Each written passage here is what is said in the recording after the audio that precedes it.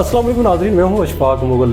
दुनिया की जितनी भी हुकूमतें हैं वो अपने उनकी जो पहली पॉलिसी होती है, पहली तरजीह जो होती है वो अपने अवाम की खिदमत होती है और आवाम को जो बेहतर सहूलियात देना उनका मकसद होता है। लेकिन पाकिस्तान में मामला इसके बिल्कुल बरक्स है और इसकी बड़ी जो मिसाल है वो ये है कि चीनी जो है वो पहले यानी जब चीनी यहाँ वाफर मिकदार में मौजूद थी तो उस वक्त तकरीबन 80 से 100 रुपये के फ़ी किलो के हिसाब से फ़रोख्त हो रही थी। फिर हुकूमत ने जो चीनी माफिया है उनकी बातों में आकर चीनी को एक्सपोर्ट कर दिया। अब जब चीनी की जो है वो किल्लत पैदा हुई है तो उसको दोबारा जो है वो दरामद करने का फ़ैसला किया है। इस सारे अमल में जो सबसे ज़्यादा मुतासर हुए हैं वो आम आदमी हुआ है, वो आदमी हुआ है जिसने इस हुकूमत को वोट देकर जो है वो यहाँ हुकूमत में भेजा है। आज के इस व्लॉग में हम बात करेंगे कि पहले चीनी बरामद की गई, फिर उसको जो है वो दरामद करने का जो फ़ैसला कितना अच्छा फ़ैसला है और इसके जो असरात अवाम पर क्या पड़े हैं और इसका जो है फ़ायदा किसको पहुंचा है।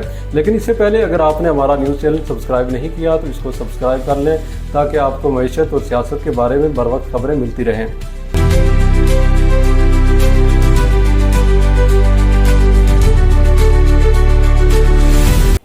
तो मामला है चीनी का और चीनी के को सबसे पहले जो है वो एक्सपोर्ट किया गया, फिर जो है इंपोर्ट किया गया और फ़ायदा जो है चीनी माफिया को दिया गया। मेरे साथ इस वक्त राना उस्मान है। राना उस्मान बुनियादी तौर पर इस्लामाबाद बेस्ड जर्नलिस्ट है। राना साहब आपका बहुत शुक्रिया। ये बताएं कि ये जो चीनी को पहले एक्सपोर्ट कर दिया गया और फ़ायदा जो है वो जो चीनी माफिया उसको हुआ, अवाम उस वक्त भी जो है वो चीनी महंगी खरीद रही थी। आज भी जो है वो चीनी यानी इस्लामाबाद की बात करें तो काफ़ी महंगी चीनी जो है अवाम को दस्तयाब है। तो क्या कहना चाहेंगे आप? देखिए इशफाक मुगल साहब, ये कोई पहली दफ़ा नहीं हुआ कि माफिया को फ़ायदा हुआ। पाकिस्तान की बदकिस्मती है कि तमाम माफिया के पीछे वही लोग हैं जो इनसे इंटरकनेक्ट हैं इस माफिया से। जैसे चीनी वालों के ही पावर प्लांट हैं। इसके अलावा अगर ताजर की बात करें तो इन्हीं के ताजर बड़े बड़े जो इंडस्ट्रीज़ हैं इन्हीं की हैं। अगर आप बात करें ऑटो इंडस्ट्री में तो इन्होंने ही जो है वो इंडस्ट्रियाँ ख़रीदी हुई हैं, उस पर इन्वेस्ट किया हुआ है। तो घूम घुमा के ये वही माफियाज है जो ऑपरेट करती हैं मुख्तलिफ नामों की सूरत में और पाकिस्तान में मुख्तलिफ शोबों में। और दूसरी बात आप हुकूमत की कहते हैं कि हुकूमत को धोखा, हुकूमत में भी यही लोग हैं। आपको पता है कि शेख रशीद साहब कई दफ़ा कह चुके हैं कि जब वो हुकूमत में थे कि चीनी माफिया ने जो है उनको बहुत नुकसान पहुंचाया, उनकी हुकूमत को नुकसान पहुंचाया। हत्ता कि हुकूमतों को तब्दील करने में भी जो शुगर मिल माफिया, चीनी माफिया जो है वो कारगुजार होता है। और अब ये जो आप बता रहे हैं ये आज से नहीं, जब से हमने होश संभाला है हमें पता है कि यही सुनते आ रहे हैं कि इंपोर्ट कर दी, एक्सपोर्ट कर दी, इंपोर्ट कर दी, एक्सपोर्ट कर दी।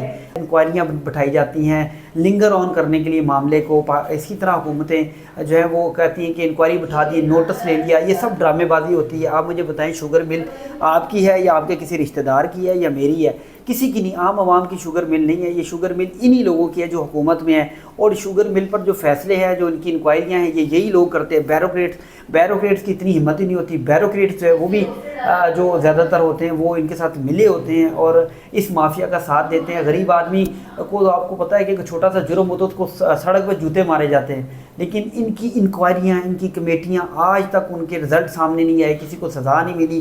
जिस तरह आपने कहा है कि जो छोटा जो बंदा होता है उसको जो पकड़ कर जो है वो जूते मारे जाते हैं।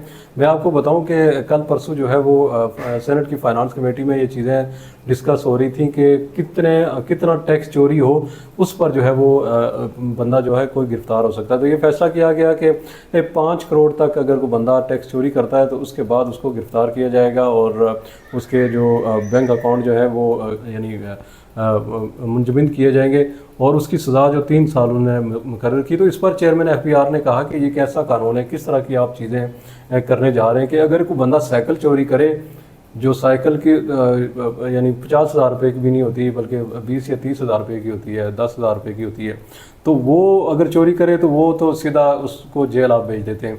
यहाँ टैक्स अगर 5 करोड़ का टैक्स जो है यानी चोरी करे और वो साबित हो तो उसके बाद जो है वो आप कह रहे हैं कि उसको जेल भेजा जाए, उससे पहले यानी उसको नहीं भेजा जा सकता। अगर कोई 4 करोड़ का टैक्स चोरी करता है, कोई 1 करोड़ का टैक्स चोरी करता है, तो वो आप ये कह रहे हैं कि उसको छोड़ दें। तो ये बुनियादी तौर पर वहाँ भी जो काम हो रहा है वो भी बड़े लोगों के लिए हो रहा है। लेकिन परसों जो है वो कौमी असम्बली की कायमा कमेटी का इजलास हो रहा था, वहाँ उमर अयूब ने कहा कि ये बताया जाए कि शुगर मिलों के ख़िलाफ़ जो है आपने क्या कार्रवाइयाँ की हैं FBR के, और जिस पर चेयरमैन FBR ने कहा कि 8 शुगर मिलें हैं, उन्होंने कहा कि इनके ख़िलाफ़ कार्रवाइयाँ की गई हैं। उनमें से 8 जो शुगर मिलें थी, 2 शुगर मिलें वो हारून अख्तर की थी जो वज़ीर आज़म के मावन ख़ुसूसी हैं सनअत व पैदावार के, और एक शुगर जो है जो वो कहा जाता है कि वज़ीर आज़म शहबाज शरीफ के किसी एक रिश्तेदार की है। एक शुगर मिल जो उस यानी टैक्स चोरी में जो मुलव्वस थी, 8 शुगर मिल हैं,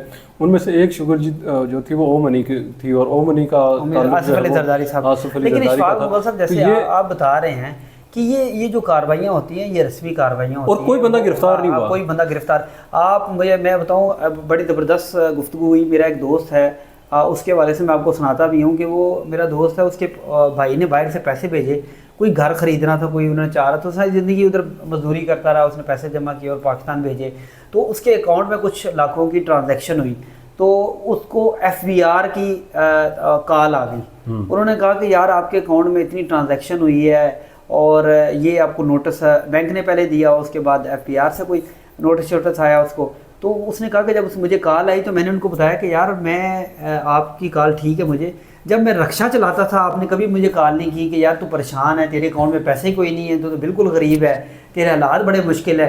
कहता है अभी किसी की तरीके से आपको पता भी है कि मेरे भाई ने भेजे हैं, आपके पास रिकॉर्ड आ रहा मेरा जुगाड़ चल ही गया है। अगर आ रहे हैं कोई आए हैं तो आप मुझे पूछना शुरू हो गए कि किधर से आए हैं पैसे, और खुदा का खौफ करो, जाओ उनको पकड़ो जिनके पास अंधाधुन पैसे आते हैं, बेनामी अकाउंट्स आते हैं, मनी ट्रेल उनके आप डिस्क्लोज नहीं कर सकते, आप पाबंदियाँ लगाते हैं। तो बड़ी ज़बरदस्त बात है कि जो एक गरीब आदमी जिसके पास अगर किसी जगह उसने कोई ऐसी मजदूरी किसी कुछ भी किया है, कुछ देखिए चोरी करेगा तो पकड़ना पुलिस का काम है ना, आपका काम तो नहीं। आप देखें कि वो उसके पास पैसे आए हैं, अच्छी बात है, किसी जगह से उसने बाहर से कमाया, आजकल ऑनलाइन बहुत लोग कमा रहे हैं, तो आप उसकी वो चेक एंड बैलेंस करना शुरू कर देते हैं, आप ये करते हो, उसको टार्चर करें ना, बड़े बड़े सनतकारों को, बड़े बड़े इनको करें ना, इनको चेक करें ये इनकी कैसे किस तरह टैक्स चोरी करते हैं, कैसे लोगों को जो है वो आप टैक्स भी लगाते हैं तो ये टैक्स आवाम से लिया जाता है। तो ये खुद वापस आते हैं चीनी पर, और चीनी के बारे में ये कहा, जब ये फैसला किया गया था चीनी बरामद करने का, तो ये कहा गया था मकामी मार्केट में चीनी जो है वो 130 रुपये से ऊपर नहीं जानी चाहिए,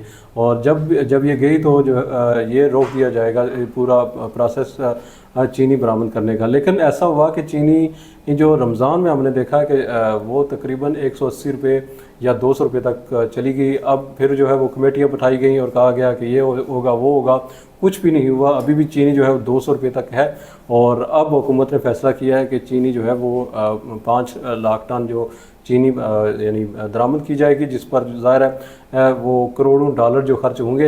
एक डॉलर के लिए हम जो है वो यानी बैरूनी इदारों से जो है वो कर्ज़े ले रहे हैं, जबकि माफिया को खुश करने के लिए जो है वो इतने करोड़ों डॉलर जो है देखिए वो ये भी जा रहे हैं। साहब ये भी एक तरीका है कि आप अपना पैसा जो है डॉलर जो है वो बाहर भिजवाते हैं। यही लोग हैं जो पहले चीनी बाहर भिजवाते हैं और उसके बाद वापस सिर्फ ये जो पैसा है डॉलर्स, क्योंकि बाहर जो आप पेमेंट करते हैं तो वो आपको डॉलर्स में करनी पड़ती है।